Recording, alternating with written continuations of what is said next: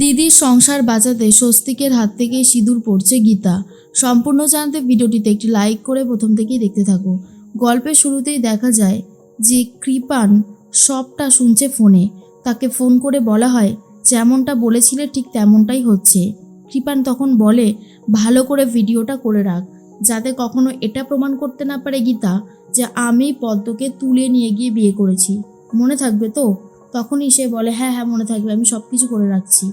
এরপরেই কৃপান বলে পদ্ম, তোর অবস্থাটা দেখে আমার সত্যি খুব খারাপ লাগছে। বল কি করব?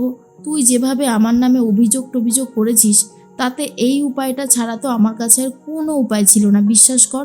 সেই জন্যই তো বাধ্য হয়েছি তোকে এইভাবে বিয়ে করতে।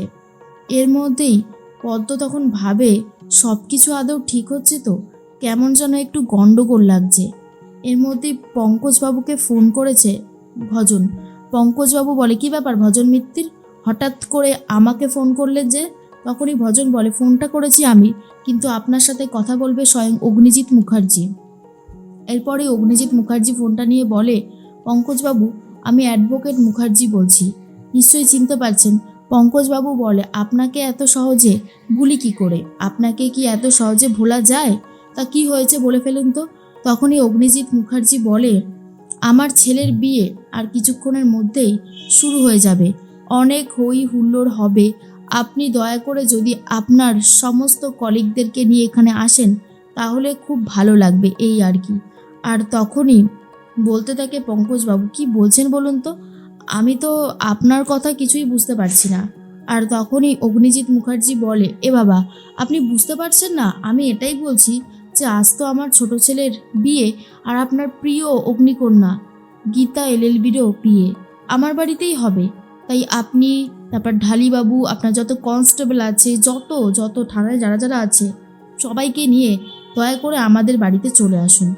জানেন তো শুভ কাজ ফেলে রাখতে নেই, তাই ওদের বিয়েটা ঝটপট করে দিয়ে ফেলছি। প্লিজ আপনি চলে আসবেন।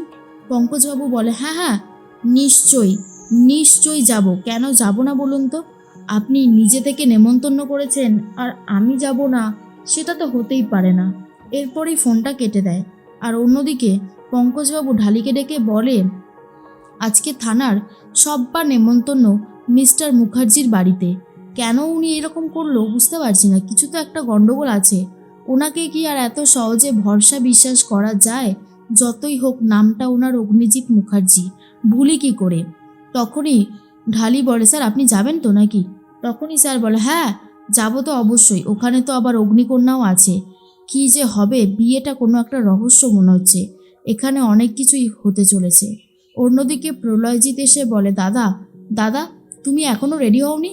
তোমার ছোট ছেলের বিয়ে কখন রেডি হবে? তখন অগ্নিজিৎ বলে হ্যাঁ রেডি তো হবই। আরে বাবা রেডি না হলে কি করে হবে, ঠিকই বলেছিস, আজ আমার ছোট ছেলের বিবাহ বলে কথা। তখন প্রলয় বলে তোমার মুখে কেমন যেন একটু হাস্যময় কিছু শোনাচ্ছে। ভজন বলে হাস্যময় শোনানোর কি আছে? স্যার কি কার্টুন নাকি কোনো, নাকি জোকার? তখন অগ্নিজিৎকে প্রলয় বলে এই লোকটাকে তুমি কেন রেখেছো বলো তো? এর মাথার মধ্যে কিচ্ছু নেই, তোমার ওই নাম ধরিয়ে যে কটা খাচ্ছে আর কি। তখন ভজন বলে মুখ সামলে কথা বলুন, আপনি ভুলে যাবেন না আমি এই বাড়ির হবু জামাই। তখনই প্রলয় বলে আর তুমিও ভুলে যাবে না আমার সাথে তোমার সম্পর্কটা ঠিক কি হয়, বুঝতে পেরেছো? অগ্নিজিৎ বলে তুই এরকম যেচে যেচে কেন ঝামেলা করিস বলতো প্রলয়?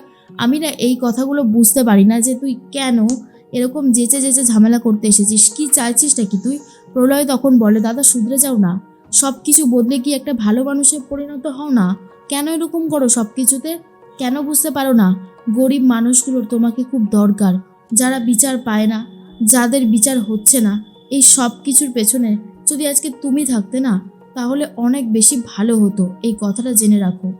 এর মধ্যেই অগ্নিজিৎ বলে এই শোন, একদম আউফাও কথা বলবি না, একদম আউফাও কথা বলবি না, কারণ আমার এই কথাগুলো শুনতে ভালো লাগছে না। প্রলয় তখন বলে আমার বলতেও ইচ্ছে করছে না, তুমি চলো এখন। এরপরেই প্রলয় বেরিয়ে যায়। ভজন তখন বলে স্যার পঙ্কজবাবু কি বললো, আসবে? অগ্নিজিৎ বলে হ্যাঁ আসবে বললো তো, আমি তো ফোন করে ইনভাইটও করলাম। ওদিকে কৃপানের কি খবর কে জানে, যা তাড়াতাড়ি সব কিছু অ্যারেঞ্জ করা হলো, সব কিছু ভালোই ভালো হয়েছে কিনা সেটাই এখন মনে হচ্ছে। এদিকে পদ্ম চলে এসেছে অনেকটা রাস্তা, কিন্তু যেই রাস্তা থেকে টার্নিং নিয়ে গীতার বাড়িতে যেতে হয় সেই রাস্তাটায় গাড়িটা গেল না। এটার পরেই গীতার জন্য টেনশন হতে থাকে পদ্মর, আর বলে একবারও তো উকিল দিদিকে সবটা জানালাম না, কেমন যেন একটু ভয় ভয় করছে। আর আর আপনারা এদিকে কোথায় যাচ্ছেন গাড়িটা নিয়ে? এই দিকে তো উকিল দিদির বাড়ি না, উকিল দিদির বাড়ি তো ওই রাস্তাটায় ছিল। কি হলো, আপনারা আমার কথা শুনছেন না কেন? তখন কৃপানের লোকরা বলে, আরে ওইদিকে বিয়ে তো হচ্ছে না, বাড়িতে তো হচ্ছে না বিয়ে, বিয়ে তো অন্য জায়গায় হচ্ছে, সেই জন্যই আর কি। কিন্তু তবুও সন্দেহটা বাড়তে থাকে পদ্মর, কিন্তু পদ্ম তবুও কাউকে বোঝাতে পারছে না। এর মধ্যেই গিনি তার মাকে নিয়ে চলে এসেছে গীতার কাছে। গীতাকে দেখে খুব খুশি হয় মা, আর বলে, তুই পারবি, তুই পারবি আমার বড় মেয়ের সংসারটা বাঁচাতে। সেই দায়িত্বভার আমি তোর ওপর দিলাম মা, তুই পারবি না বল? তুই তোর দিদির সংসারটা বাঁচাবি না? তুই আমাকে কথা দে, আমাকে কথা দে যে তুই তোর দিদির সংসারটাকে বাঁচাবি। এরপরেই গীতা তখন বলে, আমি তোমাকে ছুঁয়ে কথা দিলাম মা, আমি আমার দিদির সংসার বাঁচাবো, ওর সংসার বাঁচাবো বলেই তো আমি আজকে কোণে বেশে এখানে সবার সামনে উপস্থিত হয়েছি। তুমি দেখে বুঝতে পারছো না? গিনি তখন বলে, থ্যাংক ইউ বোন, থ্যাংক ইউ। আমি তো সবসময় এটাই চেয়েছি বল, আমার তো এইটুকুই চাওয়া পাওয়া, আমার জীবনের আমার এটাই চাওয়া যে আমি সাত্বিকের সাথে সুখে সংসার করব, আর আমার কিচ্ছু দরকার নেই। এরপরে তখনই চলে এসেছে মেহেকরা, আর বলে, কি হয়েছে, কোনো অসুবিধা হয়েছে নাকি? এরপরেই গিনি তখন বলে, না না, কি অসুবিধা হবে, সব কিছু একদম পারফেক্ট আছে, এবারেই আমরা গীতাকে নিয়ে যাব ছাদনাতলায়। তখনই মেহেক বলে, সব কিছু ঠিক থাকলেও পুত্রবধূ আর শ্বশুরমশাইয়ের সম্পর্ক হয়তো ঠিক হবে না কোনোদিনও। তখনই গিনি বলে, কি সব তুমি কি বলছো মেহেক, সব ঠিক হয়ে যাবে, তুমি এসব নিয়ে অত মাথা ঘামিও না, তুমি ছোট আছো, ছোটোর মতোই থাকো।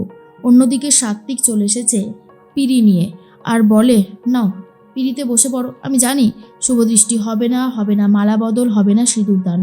তখনই গীতা বলে, এই জামাইবাবু, একদম উল্টোপাল্টা কথা বলবেন না, কি হবে আর কি হবে না সেটা আপনি এখনো জানেন না, সেটা আমি জানি, বুঝতে পেরেছেন? তাই বলছি বেশি কাছে আসার চেষ্টা করবেন না, দূরে যান, দূরে যান বলছি। তখনই গিনি বলে, কি করছোটা কি তুমি এখানে, ভুলে যেও না ও কিন্তু তোমার ভাইয়ের বউ। আর তখনই সাত্বিক বলে, বউ? কিসের বউ?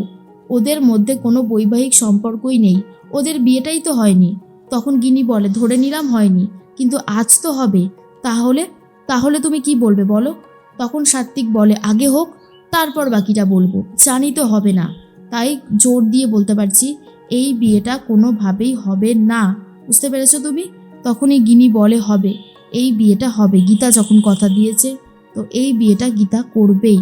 অন্যদিকে অগ্নিজিৎ মুখার্জিকে ফোন করেছে কৃপান, আর বলে, কৃপান বলছি, ওইদিকে সমস্ত ব্যবস্থা কমপ্লিট হয়ে গেছে, পদ্মকে নিয়ে ওরা চলে এসেছে, এরপর আমি ছাদনাতলায় যাব, শুভদৃষ্টি হবে, মালা বদল হবে, তারপরে হবে সিঁদুরদান। অগ্নিজিৎ মুখার্জি বলে, যা করবে ভেবেচিন্তে করবে, মনে থাকে যেন, খুব সাবধানে। আর কথাটা শোনার পর কৃপান বলে, একদমই, পদ্ম বুঝতে পেরে গেছে এবারে যে অনেক বড় একটা গোলকধাঁধায় পদ্ম পড়ে গেছে, আর উকিল দিদিকে এসব কিছুই সে জানায়নি।